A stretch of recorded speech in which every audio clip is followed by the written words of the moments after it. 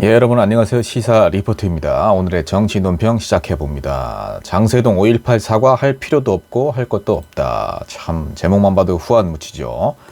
전두환 씨의 최측근 장세동 전 공수특전사령부 작전참모 5.18 등 역사의 모든 문제는 어느 시간이 도달하게 되면 다 밝혀지게 되어 있다. 세상에 비밀이 어디 있냐? 훗날 다 밝혀지게 되어 있다라고 이야기를 했습니다. 전두환 씨 손자 전우환 씨가 5.18에 대해서 사과를 했죠. 지금이라도 5.18과 관련해서 사과할 용의가 좀 있느냐라는 이제 물음에 다음에 그건 자연스럽게 된다. 그런데 지금 당장 할 필요도 없고 할 것이 없다라고 이야기를 했습니다. 이게 지금 무슨 궤변인지 모르겠어요.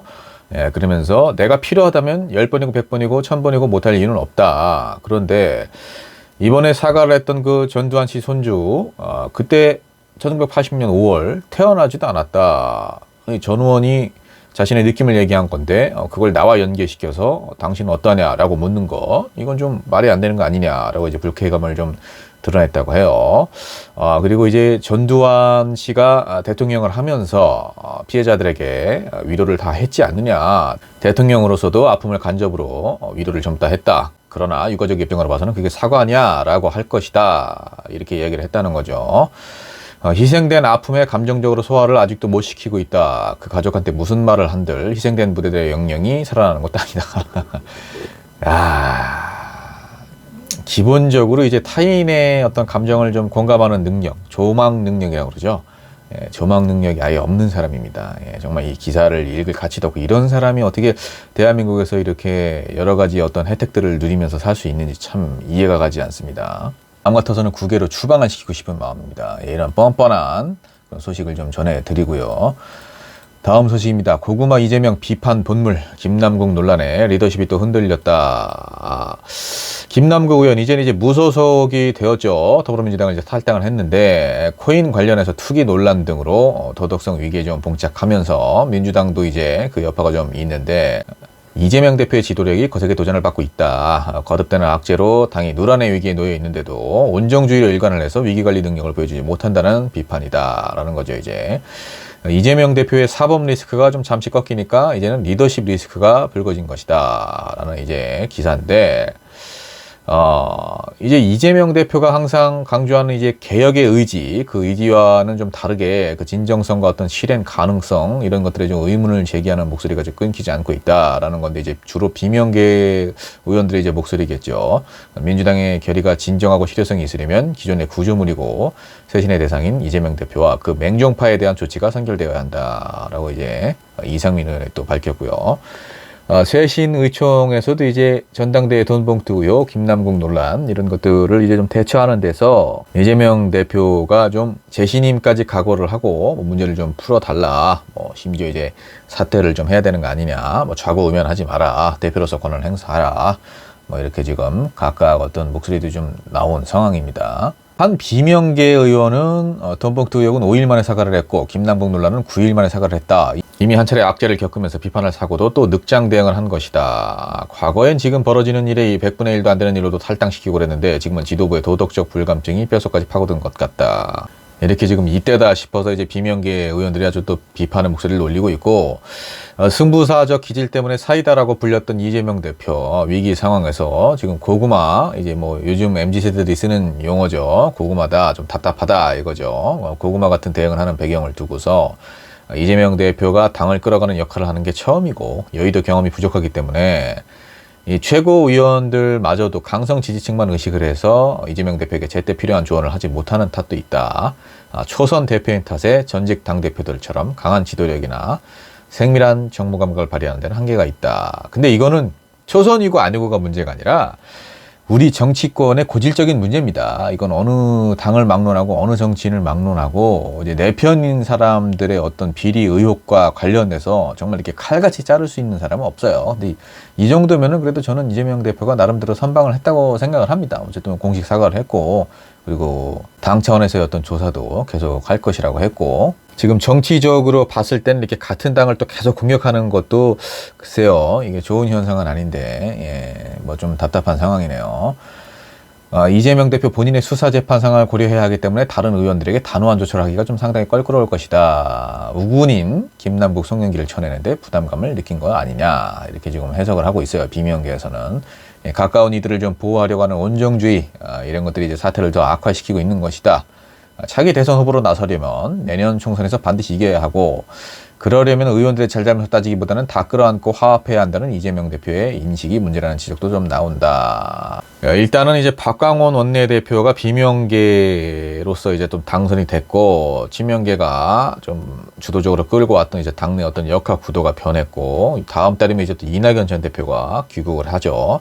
그래서 이제 또 비명계가 좀 결집할 것인데, 지금 이 상황에서 이렇게 좀 이재명 대표 어떤 리더십을 좀 흔들므로써 비명계는 또 자신들의 입지를 좀 다지고 당의 주도권을 좀 다시 가져가려고 하는 그런 움직임이 아닌가 싶습니다. 이제 정치 메커니즘 쪽으로 이렇게 보면요. 자, 다음 소식입니다. 이번엔 간호법, 대통령은 거부권, 여야는 내 탓, 서로 이제 자기네 탓을 하고 있다고, 서로 이제 상대방 탓을 하고 있다, 그거죠. 윤석열 대통령이 이제 오늘 어쨌든 이제 제2요구권, 거부권을 행사를 했죠. 결국에는 본회의를 통과를 한 이제 간호법 제정안이 이제 결국에는 또 거부가 된 건데, 양국관리법에 이어서 이제 두 번째입니다. 대화와 협치보다는 거부권 행사를 반복한다는 점, 이것이 대통령이 좀 정치력 부재를 둘러싼 게 아니냐, 전국이 좀 경색되고 불통인 거 아니냐라고 이제 당 내에서도 좀 비판의 목소리가 나오고 있는 것 같아요. 대놓고는 비판을 못 하겠죠. 윤석열 대통령이 무서워서. 자, 윤석열 대통령은 이제 국민이익에 해가 되는 법안은 받아줄 수가 없다. 국민 건강을 위해서도 이 법안은 통과돼서는 안 된다고 보고 있다. 현재로서는 대통령이 16일 거부권 행사할 가능성이 크다라고 이제 대통령실 고액 관계자가 얘기를 했는데, 지금 이 영상을 보고 계실 때쯤이면 이제 거부권을 행사하고 난 이후죠. 간호법에는 간호사의 업무 범위, 적정 노동시간, 처우 개선을 요구할 권리 등이 좀 담겼고요. 간호사, 의사, 간호조무사, 직역 간의 갈등이 좀 큰 상황에서 지역사회, 의료기관 이런 문구들을 좀 삭제하고, 간호조무사 고졸학력 제한 폐지 등을 담은 여당 중재안을 민주당이 받아들이지 않은 점, 이런 것들을 이제 거부권 행사 사유로 보고 있습니다. 대통령실 내부적으로는 잦은 거부권 행사, 국회 입법권을 좀 무시한다, 이런 비판 여론도 의식을 좀 해야 된다, 이런 분위기도 좀 감지가 되고 있고, 거부권 행사하는 것이 부담이 있는 것도 사실이고, 이유를 불문하고 어쨌든 대통령이 지금 불통, 협치를 안 하려는 태도, 이런 것들이 이제 계속 보여주고 있기 때문에 국민들도 이제 곱게만 볼 일은 아니죠. 연이은 거부권 행사의 불통 이미지만 강화될 수가 있다. 지난달에 이제 간호법 처리가 윤석열 대통령의 불통 이미지를 강화하려는 민주당의 노림수, 이렇게까지 해석을 하는 건 좀 과대 해석인 것 같고요. 윤석열 대통령이 어쨌든 공약으로 대통령이 당선되기 전에 이것을 이제 약속을 했었고, 그걸 믿고 찍은 간호사분들도 있을 거 아닙니까? 그런데 이거는 지금 약속을 안 지키는 거죠, 본인이. 한입 갖고 두 말을 하면 안 됩니다, 대통령이. 그리고 이제 여당에서도 뭔가 중재안을 내놓았을 때 이 야당 입장에서 좀 받아들이기 힘든 중재안인데, 그거를 무작정 우리가 중재안을 내는데 니네가 안 받아들여? 니네 이거 입법 폭주고 입법 독재야. 니들이 지금 과반수를 차지한 정당이니까 이렇게 우월적인 어떤 지위, 우월적인 형편을 이용해서 우리를 이렇게 압박을 하는 거야. 이런 식으로 몰아가면 안 되고, 적극적으로 좀 야당과 대화를 해야 됩니다. 너무 지금 감정적으로 나가고 있는 것 같아요. 예, 다음 소식입니다. 국민의힘 박원순 옹호 다큐에 극악무도한 2차 가해다. 예, 박원순 전 서울시장의 성폭력을 부정하는 내용의 다큐멘터리 영화 제작 발표에 극악무도한 2차 가해를 멈춰야 한다라고 이제 국민의힘에서 좀 강하게 목소리를 내고 있습니다. 박원순을 믿는 사람들이라는 이제 제작위원회 명칭부터 대체 무엇을 믿는다는 거냐, 황당하다, 피해자의 고통은 인정하지 않는 거냐, 이런 모습이 이제 뻔뻔하다, 이렇게 지금 주장을 하고 있는 거죠. 그리고 이 감독이 이제 박원순 전 시장의 성희롱을 인정했던 인권위의 조사를 좀 허술하다, 이렇게 전면 부정을 했고, 언론과 여성계가 이 1차 가해 진실성에 관심이 없다는 등 이제 망언까지는 서슴지 않았다라면서, 아직도 고통 속에 신음하는 피해자에 대한 명백한 2차 가해고 표현의 자유를 한참 넘어선 반헌법적 인권 침해 행위라고 해도 과언이 아니다라고 이제 덧붙였고요. 다큐멘터리 제작위원회가 피해자에 대한 2차 가해를 즉각 좀 중단을 해야 된다. 피해자 국민 앞에 사죄해야 한다. 이렇게 지금 요구를 하고 있습니다. 박원순 전 시장의 성추행 사건 피해자의 주장을 반박을 한 그 책, 비극의 탄생, 이 책을 이제 다큐멘터리 영화로 만들었다, 그거죠. 첫 변론이라는 제목인데, 이 제작 발표회를 이제 오늘 진행을 한 건데 이제 국민의힘에서 이렇게 비판을 하고 있습니다. 근데 박원순 전 시장의 이제 성추행 의혹 관련해서는 평가가 엇갈릴 수 있어요. 그거를 또 어찌됐든 간에 이제 본인이 죽음으로 그거를 이제 사건을 덮은 거죠. 그렇게 해서 이제 공소권 없음으로 사건이 이제 종결이 된 건데 그 수사가 어떻게 뭐 진행조차 제대로 돼보지 못한 것이기 때문에 그 판단은 이제 남겨진 사람들의 몫인데 이거를 뭐 이 다큐멘터리를 이제 어쨌든 피해자 입장에서는 뭐 이게 굉장히 기분이 나쁠 수가 있고 반박을 한다는 자체가 이제 2차 가해로 생각을 하는 그런 분들도 계시겠지만 또 박원순 시장을 지지하는 사람들의 입장에서는 어쨌든 이제 또 박원순 시장의 명예와도 관련된 일이기 때문에 저도 이제 좀 조심스러운데요. 사회 분위기가 좀 이런 것들을 좀 조심스럽게 다뤄야 될 상황이죠, 지금. 그렇지만 어쨌든 이제 이 판단은 남겨진 사람의 몫이고 표현의 자유가 있기 때문에 저는 이거를 뭐 또 극악무도하다, 뭐 2차 가해다 이렇게까지 몰아붙이는 건 좀 아닌 것 같습니다. 어쨌든 변론의 기회는 뭐 있는 거니까요.